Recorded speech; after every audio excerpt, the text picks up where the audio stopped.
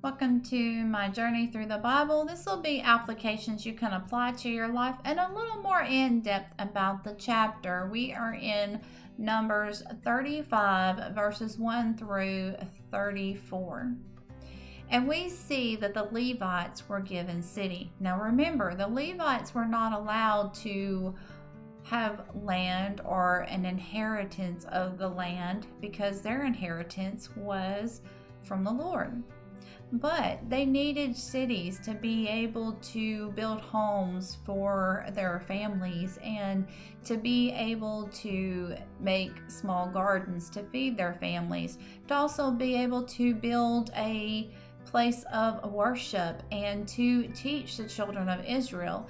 Because remember, as the children of Israel began to conquer the promised land, then the Israelites would be spread out according to each one of the tribes. So then this means that the Levites were spread out into different groups as well. This way they could continue to teach them the word of God and do the atonement and the blessings and the sacrifices.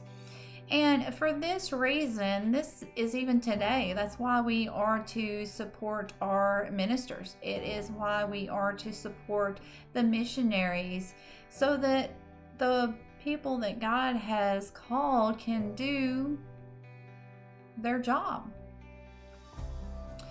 And then we see that there are 6 cities called the refuge cities. And this was just so that people could go there for safety. Now, it gives us a list of things that if we premeditated, then to hurt somebody, kill somebody, that is considered murder because we premeditated it. We planned it out. We came up with all scenarios that could possibly happen to ensure that we could cause harm to someone. But there is also the other case that things go wrong and somebody dies. I mean, if we get in a car accident, you didn't plan on getting in a car accident, but sometimes we get in car accidents and somebody may die. And if it was not intentionally running into them, then it was not premeditated, and that means it was an accident. And for this reason, the people would run to the city of refuge, and they were to be safe. There could be no harm that could come to them while they were in that city of refuge. Now, the high priest was the judge. They were to listen to all the different sides. They were to decide whether the person was guilty of murder or was it an accident that just went wrong. The priest was to be fair in his judgment. And then, of course, once the priest would say that the person was not guilty, then they still had to stay there in the camp of the refuge until that priest had passed away. And then at that time, they would be set free and no harm should come to them outside of the city. And also, there had to be at least 2 witnesses when they came before the priest in order for what a person said for it to stand. There had to be 2 people that agreed on this is what happened. And that is why it is so important for us to be honest and truthful when we are asked questions, because it could cost somebody their life. Now, while no harm was to come to the people while they were inside of this refuge camp, if for any reason they decided to step out of that camp and any of the family members were to come across that person, they're gonna want to have justice for the victim. They're going to want justice for their family member that they have lost. And that's why God set the rules that you stay inside this camp and you will be safe until you are able to have trial.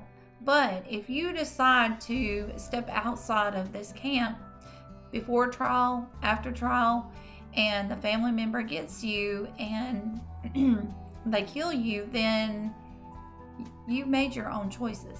Whatever happens next was on your own accord. And Jesus also tells us that if you are even angry with your brother without a cause, this is same as murder. And that is in Matthew 5, verses 21 through 22. Now, we have to keep our anger and our bitterness under control. If that feeling builds up inside of us and we think about the anger and what somebody has done to us, that's going to build. And the more the anger builds, the more the bitterness builds, then we're going to start thinking of ways that we would like for somebody to be hurt.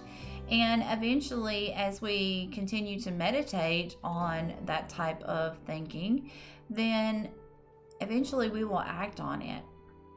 And that's why it's so important for us to control our anger and our bitterness, because it will destroy us.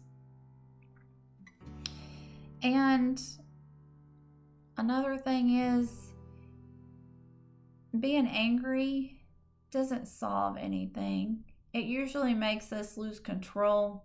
We hurt other people around us. And many times you don't only hurt the one person you're angry at, you hurt other people around as well.